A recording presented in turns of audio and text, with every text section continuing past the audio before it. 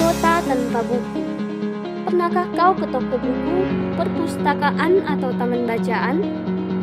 Tidakkah kau merasa istimewa ketika berada di dalamnya?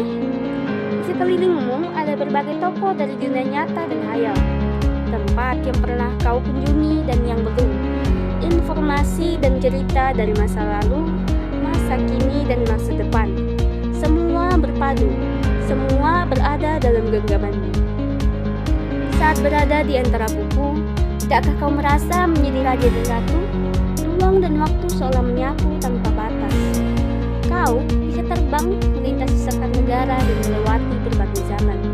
Kau bisa menyelam ke dalam samudra, melayang di angkasa, bercanda dengan aneka satwa, dan berkelana di tengah padatnya kota, juga di rimba raya. Kau tahu buku adalah jendela dunia, kunci pengetahuan, dan pintu wawasan. Muhammad Hatta, sang proklamator, berkata, "Aku rela dipenjara asalkan bersama buku, karena dengan buku aku bebas." Melalui buku, manusia terbebas dari ketidaktahuan. Tempat-tempat yang dipenuhi buku adalah harapan berkembangnya pengetahuan dan wawasan. Apa jadinya jika kota tanpa buku?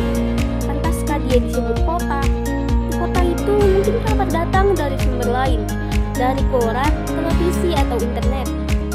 Mungkin informasi dan cerita datang dari cerita nenek moyang, sebagai dongeng-dongeng sebelum tidur. Irama warganya pun tiada beda. Bangun pagi, bertebaran di muka bumi untuk berbagai keperluan, untuk kembali pulang siang atau sore harinya. Setelah itu, mereka berangkat tidur dan memulai lagi hari berikutnya, semua serupa.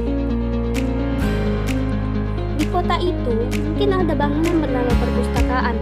Di dalamnya, buku-buku berderet dan rak yang berjamah. Tiada tangan meraih dan membuka halaman demi halaman dengan sukacita. Mungkin juga ada tumpukan buku di sudut-sudut sekolah yang sepi dan berdebu. Jarang dikunjungi, jarang dibaca. Buku-buku di sana teronggok tanpa nyawa. Bagaimana dengan kotamu?